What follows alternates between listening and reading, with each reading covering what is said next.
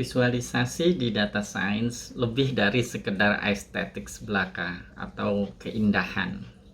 Selain indah, ia juga harus menghasilkan informasi atau insight yang berharga atau bermanfaat bagi penggunanya. Lalu bagaimana visualisasi-visualisasi ini dilakukan di data science atau di exploratory data analysis? Mari kita simak bersama dalam lesson EDA 02 ini.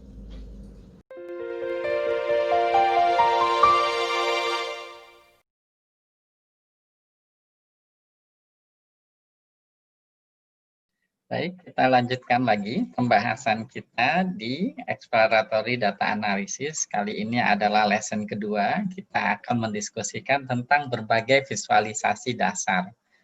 Mulai yang untuk data kategorik, numerik, baik satu dimensi maupun dua dimensi, juga tiga dimensi. Lalu kita juga nanti akan membahas visualisasi untuk data time series dan juga visualisasi untuk data spasial berbentuk peta nanti menggunakan volume. Mari kita mulai saja ya. Oke, nah pertama-tama kita mungkin membahas bagaimana kemudian visualisasi ini digunakan tidak hanya pada saat EDA ya, tapi juga visualisasi digunakan nanti saat kita kemudian mempresentasikan hasil dari model-model yang kita gunakan seperti itu. Jadi dia multifungsi ya, seperti itu. Dan visualisasi wabil khusus ini juga digunakan untuk menginterpretasi model-model ketika kita menganalisa data tidak terstruktur. Kalau kita mengolah data terstruktur, biasanya kita masih bisa kemudian menggunakan seperti interpretasi dari koefisien atau weight dari model, tapi pada data tidak terstruktur ini sudah tidak bisa lagi dilakukan. Nah, ada sebuah graf yang sangat bagus menurut saya yang kemudian bisa dijadikan salah satu acuan dalam menggunakan visualisasi. Jadi, seperti yang pernah dibahas di modul sebelumnya, DSBD ya, kemudian diterangkan ketika kita membahas tentang tipe data, bahwa tipe data tertentu kemudian memiliki visualisasi yang bersesuaian. Nah, selain itu, selain menyesuaikan dengan tipe data, nah visualisasi juga kemudian disesuaikan dengan kebutuhannya. Apakah misalnya membandingkan, melihat hubungan, atau melihat proporsi, komposisi, atau distribusi. Nah, ini chart ini sangat baik untuk kemudian membantu data scientist pemula, terutama untuk memilih apa yang kemudian sesuai dengan apa yang ia butuhkan saat itu. Nah, ini juga ada sebuah website yang sangat saya anjurkan. Silahkan diakses nanti website Dataviz Katalog ini. Tadi ternyata visualisasi bahkan lebih banyak dari yang di slide sebelumnya tadi. Ya. Jadi ada begitu banyak macam visualisasi dan apa yang dipaparkan di sini, di website ini, ya, itu bahkan sebenarnya nanti aslinya lebih banyak lagi. Jadi kalau saya ngerjakan beberapa project data science, biasanya kadang-kadang malah perlu akhirnya sebuah visualisasi baru karena tidak ada yang bersesuaian dengan permasalahan saat itu. Gitu. Nah ini biasanya tapi kalau sudah yang level advance ya. Nah bagusnya website ini kemudian adalah nanti bisa diklik setiap visualisasinya, lalu nanti akan ada keterangannya dia buat apa, terus ada contohnya bagaimana mengenerate setiap chart-chart ini di beberapa pembahasan pemrograman. Jadi memang ini sangat bermanfaat sekali bagi data scientist untuk kemudian dijadikan referensi. Dan tentu saja bagi data scientist tidak perlu ya untuk kemudian menghafal semua sintaks gitu karena banyak sekali dan bukan itu kemudian kompetensi yang dibutuhkan oleh perusahaan-perusahaan. Tentu saja tidak masalah jika kita kemudian melihat lagi bagaimana kita cara mengenerate apa itu chart-chart ini seperti itu. Oke, nah selanjutnya untuk memulai diskusi kita awali dengan di sini meload dulu modul yang akan kita gunakan. Nah, pada dasarnya modul utamanya adalah Seaborn dan Matplotlib, itu yang akan kita gunakan untuk visualisasi. Tapi biasanya struktur datanya itu di data frame-nya si Pandas, seperti itu. Lalu nanti ada modul-modul lain yang kemudian membantu dalam visualisasinya. Saya akan meload data yang sebelumnya kita gunakan di EDA01 agar terus nyambung gitu bersesuaian. Tapi nanti ada beberapa data baru juga yang akan kita gunakan karena kemudian kita akan membuat plot seperti time series dan tidak ada di data ini, atau nanti kita perlu untuk menunjukkan visualisasi untuk beberapa data kategorik, butuh data lain, atau misalnya membuat chart yang spasial gitu ya. Nah, ini kan tentu saja tidak bisa dari sini. Nah, ini data ini juga perlu saya sampaikan, ini bukan murni data price.csv, saya lakukan sedikit modifikasi untuk keperluan pembelajaran seperti itu. Nah, ini sudah. Kemudian ini sebenarnya hanya ringkasan pre-processing yang sudah dilakukan di EDA01 ya. Nah, jadi ini saya jalankan lagi untuk mendapatkan hasil seperti yang kita lakukan sebelumnya di lesson sebelumnya. Boleh juga kemudian meload data hasil pre-prosesnya, terserah. Oke. Nah, kita mulai kemudian di sini dengan statistika deskriptif, kemarin sudah ya. Jadi ini saya cepat saja, ini sudah. Nah, ini kita kemarin juga sudah yang ini ya, yang pengaruh dari apa itu, tempat parkir, tipe parkir terhadap harga. Nah, ini sudah kita lakukan. Oke, kalau yang tadi sudah ya, yang tadi sudah. Nah, kemudian kita sekarang bisa merubah chartnya, ya, chart yang tadi ya, dengan hanya di sini swarm. Nah, kenapa begitu? Nah, ini kemudian kita bisa melihat penyebarannya pada suatu rentang harga tertentu, ya di sekitaran harga tertentu kita bisa melihat lebih jelas.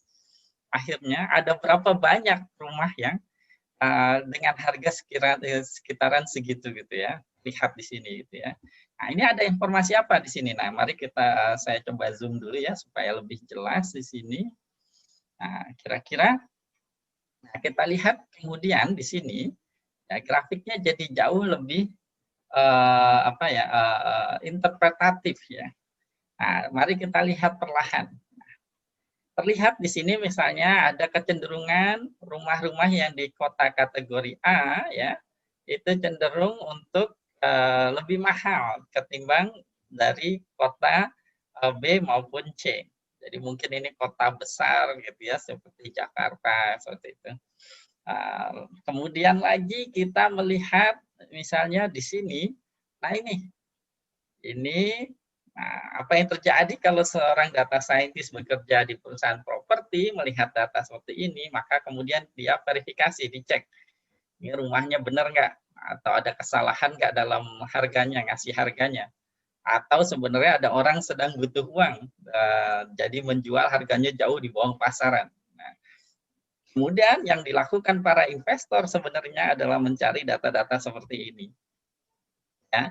Jadi kalau udah kaya, itu kemudian nyari uangnya gampang. Jadi tinggal plot sederhana seperti ini, nggak perlu deep learning, support vektor mesin, dan teori susah-susah. Visualisasi sederhana, dia langsung ngelihat rumah-rumah yang kemudian berpotensi untuk diinvestasi dan mendatangkan keuntungan tinggi. Kalau ternyata rumahnya tidak ada masalah, dari surat-surat dan lain sebagainya, bukan rumah hantu, bukan salah ngasih harga misalnya di iklannya gitu ya, maka rumahnya bisa dibeli, mungkin renovasi sedikit, dijual lagi dengan harga yang jauh lebih mahal. Sehingga kemudian kalau orang kaya itu dengan cara seperti ini 2-3 bulan dapat keuntungan ratusan juta dan bahkan miliaran gitu ya. Makanya kalau udah kaya sebenarnya susah miskinnya.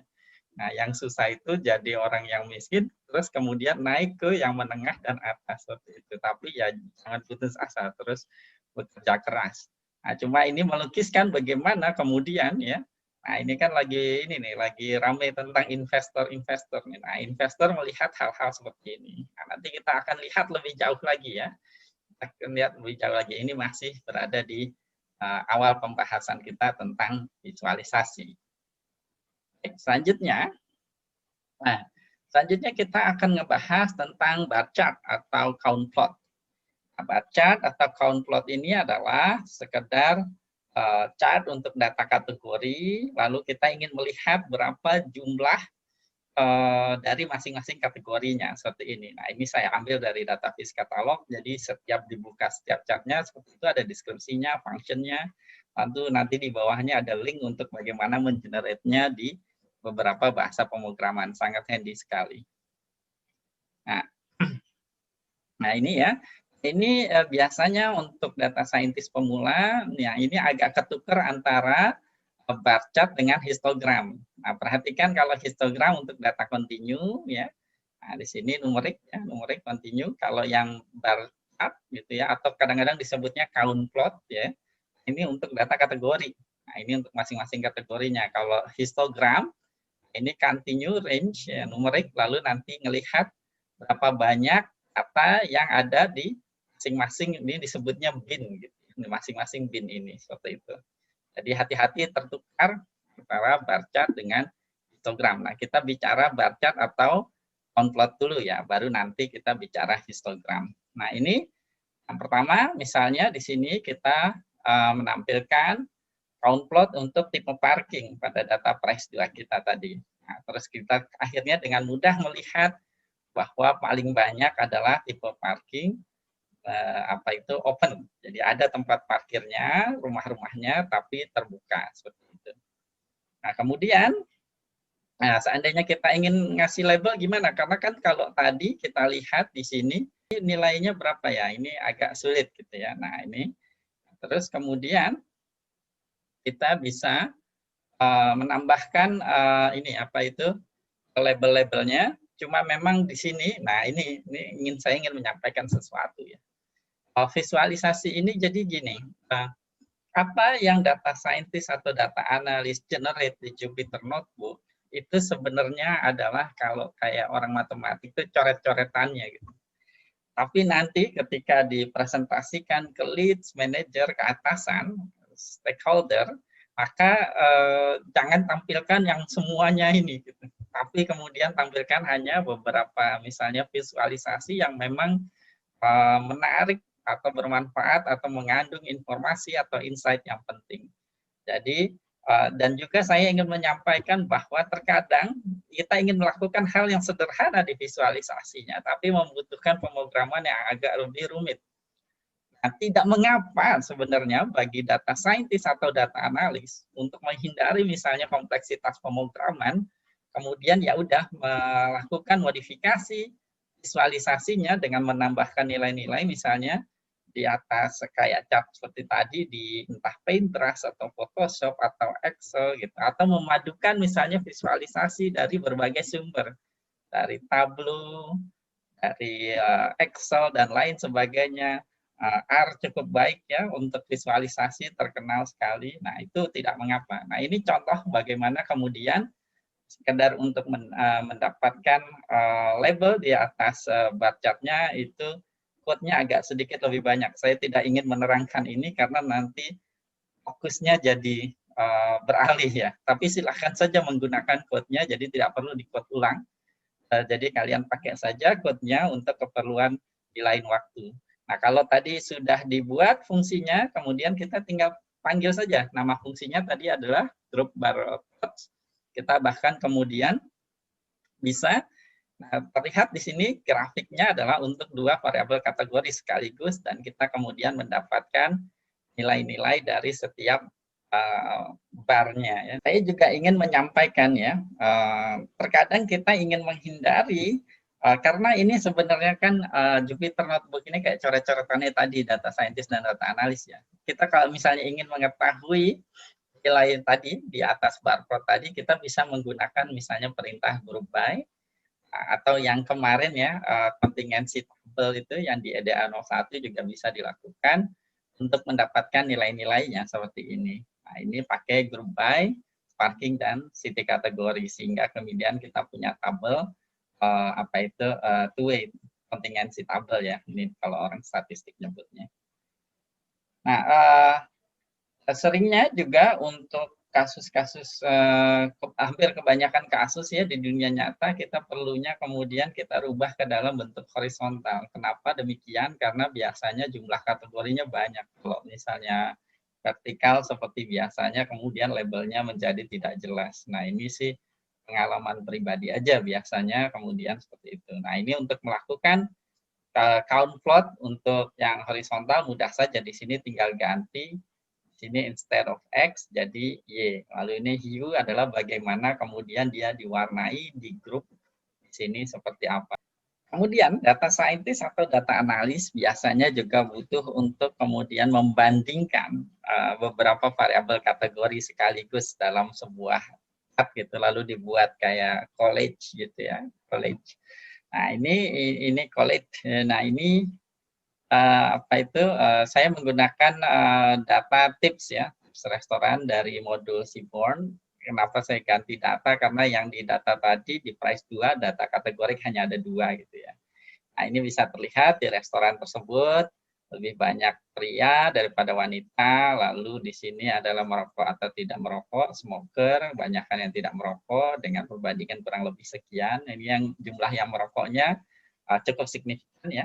Nah, ini di sini kemudian hari di mana restoran itu dikunjungi, dibuka. Nah, ini Sabtu paling ramai gitu, paling sepi itu di hari Jumat. Lalu banyaknya adalah datang untuk makan malam. Nah, tidak terlalu banyak untuk yang makan siang seperti itu. Nah, ini kemudian kita bisa mendapatkan informasi dalam sebuah chart seperti itu. Nah, kita juga bisa kemudian menghasilkan stack chart gitu ya, atau segmented chart dengan memanfaatkan cross tab yang kemarin ya. Jadi kita buat dulu cross tab-nya, lalu bisa membuat plotnya, plot stack plotnya untuk masing-masing sehingga kemudian membandingkannya jadi lebih mudah ketimbang tadi kita punya grup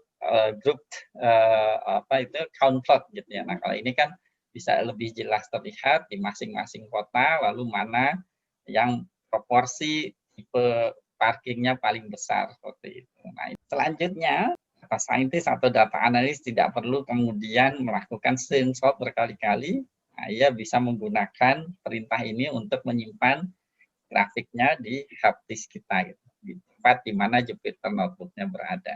Visualisasi berikutnya adalah mosaic plot. Nah, ini terlihat di sini. Nah, saya ingin menjelaskan bahwa kadang-kadang kita berpikir satu dimensi, 2 dimensi, 3 dimensi, kemudian harus berubah sistem koordinatnya, itu kayak koordinat kartesian, lalu 3 dimensi, tidak juga. Jadi ini para ahli visualisasi sudah membuat sesuatu yang menurut saya sangat luar biasa sekali. Nah, ini sebenarnya adalah visualisasi 3 dimensi karena kita menggunakan 3 variabel. Tapi walaupun demikian, tapi tidak perlu kita menggunakan kartesian koordinat sumbu X, Y, Z gitu ya. Nah, ini adalah semuanya variabel kategori. Kita bisa membuat mosaic plot yang kemudian memanfaatkan warna sebagai dimensi ketiga untuk menghasilkan visualisasi yang sangat informatif. Nah, ini seperti terlihat di sini, maka kemudian kita bisa dengan mudah melihat bahwa pria yang tidak merokok dan makan malam itu memiliki porsi yang paling besar. Lalu kita juga nanti bisa lihat porsi kedua paling besar dan seterusnya. Nah, ini sangat bermanfaat dan ini bisa juga digunakan di topik modeling ya, untuk kemudian menampilkan hasil-hasil dari topik modeling nanti di NLP seperti itu. Nah, selanjutnya kita akan membahas tentang pie chart. Ini tentu saja sudah tidak asing lagi ya, pie chart untuk data kategori, lalu menampilkan proporsi dari masing-masing kategorinya. Nah, ini bisa dilihat di sini untuk yang di database katalognya, keterangannya, dan bagaimana ininya, generate-nya. Di Python ini sangat mudah sekali. Seperti terlihat tadi, hampir semuanya itu hanya satu baris, perintah satu baris ya. Nah, ini misalnya saya di siti kategori, value count, kita mendapatkan pie chart untuk masing-masing kategorinya. Lalu bagaimana kalau kita mau menampilkan value-nya? Nah, ini juga bisa dilakukan seperti ini. Ini bisa dimodifikasi ya, modifikasi pie chart-nya. Jadi di sini menambah misalnya nilai explode di sini, explode tuh kemudian seperti ini jadi terpisah ya. Kita mau explode berapa di sini 0,2 maka seperti itu. Lalu warnanya juga bisa dipilih di sini red, green, blue dan yellow ya. Nah, ini bisa diganti dengan warna lain. Lalu ini saya memakai modul fungsi counter ya di sini. Nah, itu kemudian untuk mendapatkan nilai-nilainya. Nah, ini kemudian bisa terlihat nilai-nilai dari setiap kategorinya seperti itu. Nah, ini tentu saja variasinya agak banyak ya. Kalau saya pribadi sih yang utama adalah informasinya tersampaikan dengan cukup baik dan ini secara estetik juga sudah cukup bagus seperti itu ya. Selanjutnya kita akan membahas tentang box plot. Nah, box plot ini sangat penting sekali ya, sangat penting sekali. Ini sangat bermanfaat nanti untuk menentukan outlier atau misalnya pemilihan model dan lain sebagainya. Box plot menggunakan kuartil ya, kuartil Q1, Q2, Q3 di mana kemudian ini adalah Q2-nya atau mediannya, ini di sini adalah Q1-nya gitu ya. Ini maaf ini Q1-nya, ini Q3-nya gitu ya. Lalu jarak antara Q3 ke Q1 itu disebutnya IQR, interquartile range ya. Ini adalah Q3 min Q1. Nah, kemudian box plot ini bisa digunakan untuk menentukan outlier tanpa kita kemudian mengasumsikan distribusi normal. Kalau sebelumnya di EDA01 kita mendeteksi outlier di univariat satu variabel dengan menggunakan selang kepercayaan. Nah, tapi kemudian kita bisa membuat ini ya kumis-kumisnya si box plot ini, di mana nilai di sini adalah ini Q1 dikurangi 1,5 dari kali kan IQR-nya, interquartile range-nya. Lalu yang batas atasnya itu adalah Q3 tambah 1,5 dari IQR-nya. Seperti itu. Nah, nilai-nilai yang lebih kecil dari ini dan lebih besar dari ini kemudian bisa diinterpretasikan sebagai outlier-nya seperti itu.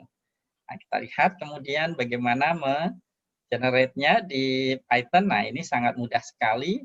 Ini saya sengaja kemudian di sini menggunakan data yang masih memiliki outlier atau noise ya. Nah, ini tidak bekerja box plot-nya. Nah, ini Y-nya adalah house price, mohon maaf, X-nya adalah house price, Y-nya adalah parking. Tapi kemudian kalau kita menggunakan data yang sudah di pre-processing kemarin, maka di sini visualisasinya baru bisa bekerja. Nah, ini bisa kita lihat ya. Nah, ini data ini, nah rumah ini kemudian kita bisa selidiki apakah bermasalah atau tidak. Kalau tidak ya kemudian ini adalah rumah yang di bawah harga pasaran dan ini berpotensi untuk mendatangkan keuntungan kalau kita investasi di sana. Nah, ini rumah yang kemahalan nih di atas harga pasar. Di Python kemudian kita bisa dengan mudah membuat box plot berdasarkan kategori-kategori. Jadi ini sebenarnya adalah plot yang menggunakan satu variabel numerik lalu dua variabel kategorik. Nah, bisa disajikan dengan apik dalam sebuah visualisasi. Dari sini kemudian kita bisa melihat ada rumah-rumah dengan tipe tertentu yang berada di kota-kota tertentu. Nah, kemudian investor propertinya bisa memilih apakah mau menginvest di kota kategori A atau B atau C, lalu mana yang rumah-rumah di bawah harga pasaran. Nah, ini kemudian kita bisa mendapatkan data lebih banyak rumah-rumah yang berpotensi jika kita invest di situ maka akan mendatangkan keuntungan. Nah, betapa mudahnya mencari uang kalau udah punya uang banyak gitu ya, kita tinggal invest seperti ini, tidak perlu pakai deep learning, machine learning yang rumit, dengan visualisasi sederhana, tinggal lihat lokasinya, cek rumahnya, surat-suratnya tidak ada masalah dari segi hukum dan lain sebagainya, maka itu akan sangat berpotensi untuk mendapatkan keuntungan yang besar seperti itu. Nah, sama seperti yang sudah disampaikan sebelumnya, nah, box plot itu memiliki kelemahan. Kelemahannya dia tidak bisa kemudian menceritakan di suatu sekitar nilai tertentu itu sebenarnya ada berapa banyak data di sana seperti itu. Nah, untuk itu untuk keperluan itu, untuk kemudian memvisualisasikan bagaimana datanya tersebar, maka kita bisa menggunakan swarm plot. Nah, sehingga kita bisa lihat ada berapa banyak data di sekitaran itu. Nah, ini saya pakai data tips ya, bukan itu. Nah, ini terlihat data banyak di sini lalu sedikit di sana. Nah, ini bisa juga kemudian pakai Boolean plot yang kurang lebih sebenarnya menceritakan hal yang sama, bagaimana kemudian data cenderung banyak terkumpul di nilai-nilai berapa seperti itu. Nah, berikutnya baru kita bicara histogram ya, histogram. Jadi kalau tadi count plot, bar plot untuk data kategorik, nah histogram ini untuk data numeriknya. Nah, ini juga bisa kemudian dipakai untuk melihat apakah datanya itu condong skew kiri atau skew kanan atau bimodal dan lain sebagainya. Nah, ini kemudian nanti di statistik ada transformasi-transformasi yang bisa dilakukan di variabel numeriknya untuk kemudian mendapatkan, nanti kalau dimasukkan ke model mendapatkan hasil yang lebih baik. Gitu. Nah, ini di sini contohnya, ya, mudah sekali perintahnya ya. Ini juga sudah digunakan di EDA 01, jadi saya tidak terlalu lama, yaitu distribution plot seperti itu. Nah, kita bisa juga kemudian menghasilkan distribution plot. Nah kemudian dipisahkan dengan suatu variabel kategori tertentu. Dalam hal ini misalnya saya menggunakan variabel parking seperti itu. Nah, kemudian kita bisa membandingkan distribution plot untuk suatu variabel, contohnya di sini adalah variabel house price ya. Nah, ini house price. Nah, tapi kemudian dilihat grouped by gitu ya suatu variabel kategori, misalnya di sini parking. Selanjutnya ya, kita juga bisa menghasilkan histogram ini untuk setiap variabel numerik ya, karena histogram itu kan untuk numerik. Nah, masih ingat ya, di EDA 01 kita bisa kemudian memilih hanya kemudian variabel yang bertipe numerik. Nah, kemudian kita bisa membuat histogram langsung di grup semua yang numeriknya, lalu kita bisa lihat secara langsung untuk mendapatkan informasi dari sana. Seperti itu. Ini sangat mudah sekali dilakukan di Python, hanya kemudian 2 baris untuk menghasilkan semua chart ini, semua chart histogram dari variabel-variabel numeriknya. Nah, selanjutnya adalah scatter plot. Nah, ini sangat bermanfaat sekali di statistik, di exploratory data analysis ya, untuk melihat mulai dari outlier, bagaimana datanya menyebar, apakah ada kecenderungan misalnya ada korelasi, hubungan linier atau tidak, atau ada hubungan tapi tidak linier sehingga harus ditransformasi. Itu biasanya bisa kita lihat lewat scatter plot. Nah, bagaimana melakukannya di Python? Nah, sebelum itu mungkin saya singgung sedikit. Nah, ini ada beberapa transformasi yang bisa digunakan apabila kita melihat di scatter plotnya, kemudian penyebarannya tidak linier. Nah, seperti ini. Jadi, apakah kita misalnya mau transformasi dengan super X gitu ya, nah, terus ada yang misalnya dengan akar X, atau X kuadrat, atau dilogkan, itu tergantung kita melihat untuk fungsinya seperti apa. Nah, bagaimana melakukannya? Nah, ini sangat mudah sekali. Di sini contohnya adalah, nah ini scatter plot, lalu X-nya apa, Y-nya apa, lalu kita bisa kemudian menggunakan sebuah variabel kategori untuk memisahkannya kayak gini. Ini contohnya lewat parking. Gitu. Lalu kita bisa lihat hasilnya. Atau bisa juga kita melakukan gabungan ya, gabungan. Jadi scatter plot juga gitu ya, tapi kemudian sambil melihat distributionnya dari setiap variabelnya. Nah, ini contohnya misalnya curah hujan dan harga rumah sambil kita lihat distribusinya seperti apa pada setiap variabelnya kayak gitu. Nah, ini sangat bermanfaat untuk kemudian kita menginterpretasi secara sekaligus gitu ya. Scatter plot tadi, seringnya jika datanya cukup besar, itu agak sulit untuk kemudian kita melihat pola atau mendapatkan informasi dari visualisasi yang dihasilkan. Nah, untuk saat-saat seperti itu, kita bisa menggunakan conditional plot untuk membantu kita kemudian mempartisi agar kita bisa melihat berbagai pola atau informasi di data. Nah, untuk melakukan conditional plot itu, kita kemudian bisa menggunakan perintah facet grid di sini ya. Terus menggunakan contohnya di sini dua variabel kategorinya adalah parking dan city kategori. Lalu kita membuat scatter plot di sini jarak ke rumah sakit dengan harga rumah. Tapi sekarang dia sudah dipisahkan berdasarkan masing-masingnya adalah di sini tipe parkingnya, lalu di sini hue-nya atau warnanya adalah berdasarkan kotanya. Lalu dari sini berdasarkan domain knowledge dan business understanding, lalu dicoba dicari informasi berharga dari scatter plot ini. Pada banyak kasus, sebenarnya data scientist atau data analis cukup kemudian memanggil perintah pair plot untuk menghasilkan scatter plot dan juga distribution plot dari seluruh variabel numeriknya. Nah, ini contohnya seperti ini. Cuma hati-hati, di sini saya sengaja kemudian memilih beberapa variabel saja. Di dunia nyata mungkin data scientist atau data analis akan memiliki jumlah variabel numerik yang cukup banyak.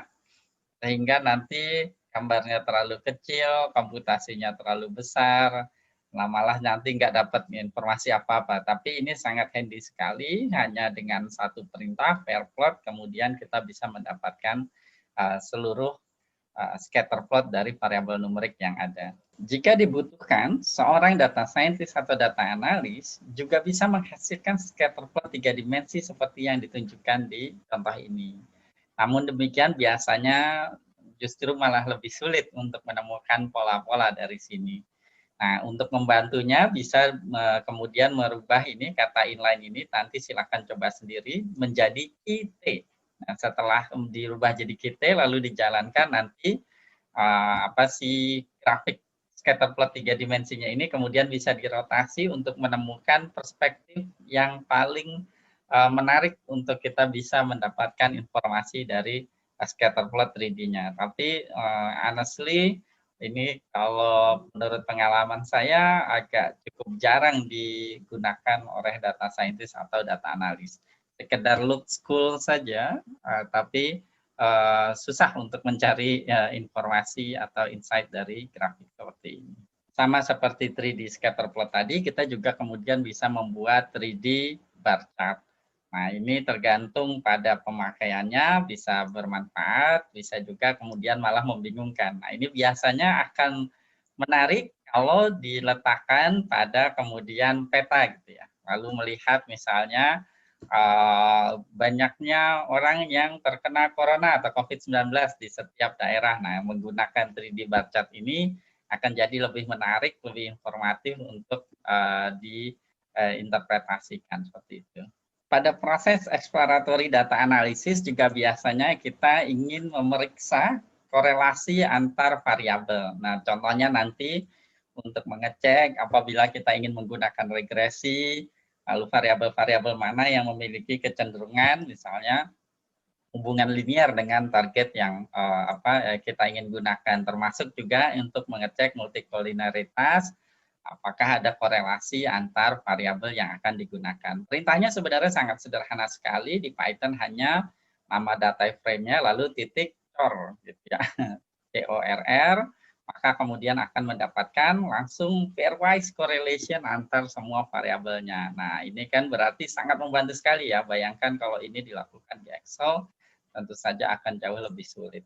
Namun demikian, tadi dalam bentuk tabel tadi kan kurang baik gitu ya estetiknya dan agak lebih sulit untuk ngecek satu persatu angkanya. Nah, kita bisa menggunakan visualisasi heat map untuk lebih mudah lagi memeriksa korelasi antar variabel.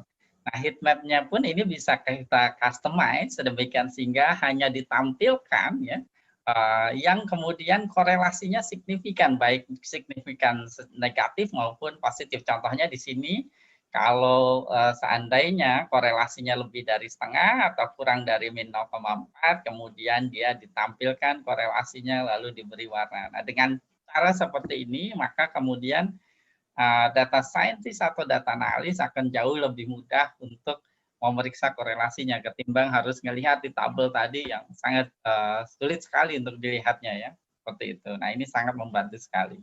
Selanjutnya saya akan mengganti data ya, ganti data untuk menampilkan satu hal lain lagi yang sangat menarik dan bermanfaat nanti di EDA 03 kita akan pakai di clustering. Saya akan menggunakan data yang sangat terkenal sekali, data bunga iris nih. Biasanya kalau belajar machine learning selalu menggunakan data ini sebagai contohnya. Frankly speaking, ini adalah data yang sangat mudah sekali untuk diklasifikasi, makanya digunakan untuk pembelajaran bagi pemula. Gitu ya. Nah, kita load di sini datanya. Nah, dari modul Seaborn ya, sns.load dataset iris. Nah, kemudian hasil pair plotnya bisa didapat seperti ini. Nah, saya ingin menunjukkan sesuatu di sini bahwa scatter plot itu juga kemudian bisa digunakan untuk kita data scientist atau data analis menentukan apakah kita memerlukan model yang kompleks atau tidak. Nah, terlihat di sini misalnya karena ini kasusnya adalah klasifikasi gitu ya, maka dan datanya ketika di plot ini sudah cenderung memisah seperti ini, maka kita tidak perlu misalnya menggunakan model yang kompleks, vektor mesin lah, atau bahkan neural network, apalagi deep learning itu overkill sekali. Nah, kalau dilihat seperti ini, dia cenderung memisah seperti ini, maka model-model sederhana seperti decision tree atau bahkan regresi logistik itu biasanya sudah mampu untuk mengklasifikasi dengan baik. Nah, di statistik sendiri ada prinsip parsimony, simple is the best, atau di machine learning ada Occam razor ya. Jadi kita upayakan agar menggunakan model yang sederhana dulu jika memang model tersebut sudah menyelesaikan permasalahan kita. Nah, ini juga sangat menarik ya. Ini adalah parallel coordinate plot. Nah, parallel coordinate plot ini juga bisa kita melihat kecenderungan, oh berarti ini variabel petal length dengan petal weight di sini ya. Iya, benar. Nah, ini nanti kalau kita pakai apa itu? Model seperti decision tree ini juga nih sepal length ya. Itu memisah ya. Jadi berdasarkan di sini adalah variabel targetnya. Lihat ini sudah mengelompok. Nah, ini adalah calon-calon nanti variabel importantnya di model kita yang akan dengan mudah memisahkan antara 3 spesies bunga iris ini. Selanjutnya, saya akan menjelaskan tentang bagaimana membuat plot time series. Nah, karena data kita sebelumnya tidak mengandung informasi waktu, jadi saya meload data yang baru lagi. Di sini saya pakai data fMRI, nah, di mana di data tersebut, kalau kita lihat, di sini ada time point. Nah, tapi time point-nya ini dalam bentuk seperti ini, bukan dalam bentuk apa itu dead time, tapi nggak apa-apa. Ini ada faktor keterurutan seperti waktu, sequential data yang kemudian kita bisa membuat plot. Nah, ini plot time series-nya.